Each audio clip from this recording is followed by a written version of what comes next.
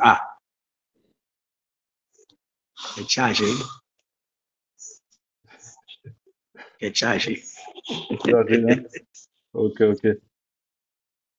N'a pas essayé encore? Essayez. On entend la bagarre. Ok, on a prendre du début. 5, 4, 3, 2, 1.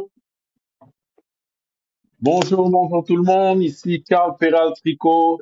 Silence Afrique Parle. Silence Afrique Parle, c'est des échanges que je fais avec des gens très intéressants qui sont intéressés à ce qui se passe en Afrique, en Haïti, dans les Caraïbes, dans les Antilles. Et aujourd'hui, c'est un honneur, je dois me mettre debout, un honneur de rencontrer Monsieur Eddy Lubin. Eddy Lubin, j'ai rencontré Eddy Lubin parce que la Fondation CASSAD m'a approché pour organiser un festival du vaudou à Montréal, Canada, le 19-20 juillet 2025. Donc, on essaie d'aller chercher les meilleurs, la crème de la crème qui vont pouvoir expliquer leur expérience, leur vision, leur connaissance du vaudou.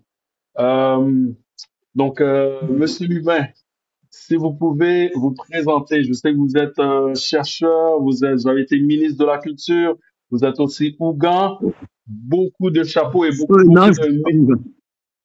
non, pas du tout, je suis pas Ougan. Oh, vous êtes pas Ougan, ok. C'est ce que j'ai vu dans les notes que j'ai cherchées, mais merci de préciser, mais vous êtes un fin connaisseur. On me présente souvent comme Ougan, je suis pas Ougan. Ok, donc je vous laisse vous présenter, s'il vous plaît. Oui, bon, je suis Eddy Lubin, je suis un chercheur. En fait, j'ai travaillé dans des années à l'Institut de sauvegarde du patrimoine national haïtien, l'ISPAN, qui en fait, c'était un patrimoine bâti.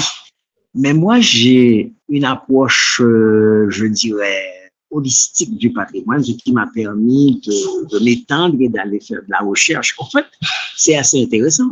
Je faisais des travaux de recherche sur la citadelle, vous vous imaginez? Et ce qui m'a amené à essayer de comprendre le système défaillissant. En fait, après 1804, les Haïtiens ont mis en place une nouvelle logique de défense qui était différente du dispositif défensif mis en place par les colons. Et pour comprendre ce système défensif, j'ai été amené à comprendre le marronnage. Je n'aime pas ce mot, qui pour moi a une connotation péjorative.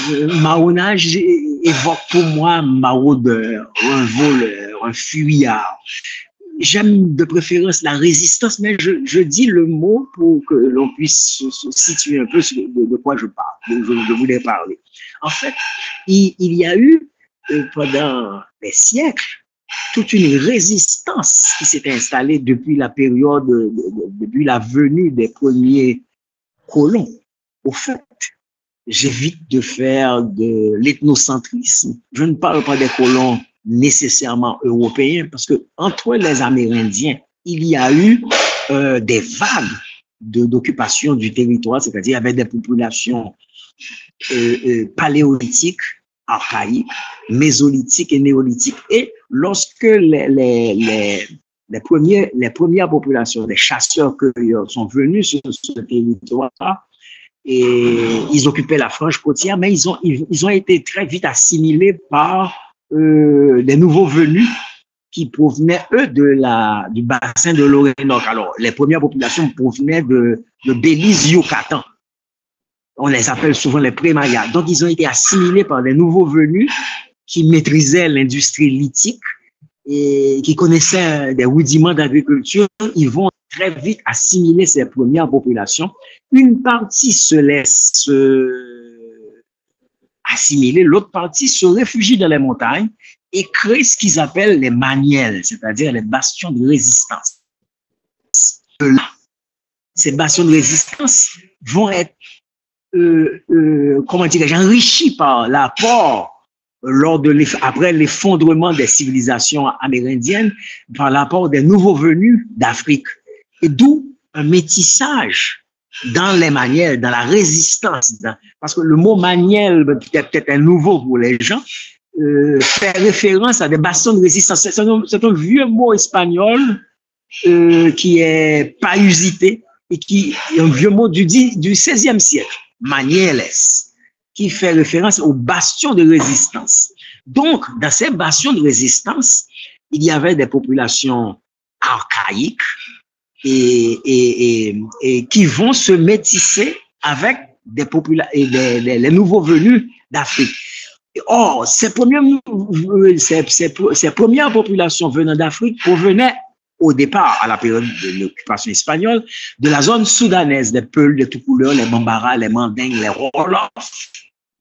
Et ils vont se métisser aux Amérindiens. Alors, ceux qui se réfugient dans les bastions vont se métisser. Il n'y en avait pas beaucoup. C'est parce que de 1492 à 1611, il y a eu une hécatombe, pas 1600, 1511, il y a eu une hécatombe. Donc, les Espagnols ont pratiquement décimé toute la population amérindienne. Donc, il restait des îlots de résistance à l'intérieur du territoire et qui, eux, vont se métisser, aux nouveaux venus africains. D'où un élément intéressant qu'on retrouve dans le vaudou haïtien, plein d'éléments amérindiens. Parce que qui dit amérindien aussi? Parce qu'il faudrait vous dire que ces éléments qui étaient là, par exemple, la population archaïque provenait de Belize, Yucatan. Je disais tout à l'heure que on les appelle les pré-mayas. Donc on retrouve des éléments culturels qui se retrouvent dans toute l'Amérique. Donc il y avait donc cette première population venue d'Afrique et qui provenait de la zone soudanaise, les Peuls, les Toucouleurs, les Bambara, les Mandingues. Même plus tard, l'histoire va faire, je dirais, il y a beaucoup de mensonges, beaucoup de silence aussi sur ces manières qui ont survécu pendant des années. Et les Espagnols vont abandonner la partie. Alors, j'étais en train de me présenter. Exactement. Je suis parti du truc sans me présenter, mais c'est pas grave. Mais au fait, qu'est-ce que je dois faire? Je dois revenir. Donc, alors, je voulais expliquer ce qui m'a amené à aller et comprendre le système défensif mis par les Haïtiens. C'est nécessaire de comprendre la résistance. Et ce qui m'a amené dans. Je suis parti. Assez rapidement sur les champs. Tout ça est intéressant. Tout ça est intéressant. Si je vous demande. Donc voilà mon parcours. OK. Voilà un peu mon parcours, ce qui m'a amené vers le vaudou. Oui. Parfait.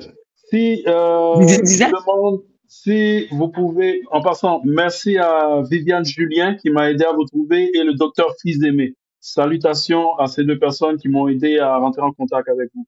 Et c'est important de dire que présentement, moi, je suis au Bénin, je fais mes recherches, je suis allé à Ouida, je suis allé à Dahomey, j'ai rencontré le pontife à Ouida, j'ai rencontré le roi à Dahomey. Et c'est important de dire, moi, j'adore le créole et tout le monde parle le créole, sauf que nos amis africains ne comprennent pas. Donc, si nous avons un petit temps pour parler chimère résistance, qu'on bagaille qu'on fait, mais de toute façon, on lit en créole. Donc, si nous avons un petit temps nous parler créole, si vous avez expliquer, s'il vous plaît, chimère résistance. Oui, mais en français, puisque nos amis africains, comment ils vont faire? Je suis d'accord. Pour comprendre que. D'abord, on t'y chance, mais on peut continuer en français. Il n'y a pas de problème. En français? Voilà de quoi il s'agit. Une fois l'indépendance acquise et le système mis en place, alors le grand problème, c'est que le vaudou a été ostracisé pendant des années, puisque ceux qui ont gagné la guerre, ils s'entendaient sur un truc. Ils ne voulaient plus revenir dans le système de l'esclavage. Mais Haïti devient indépendant en 1804.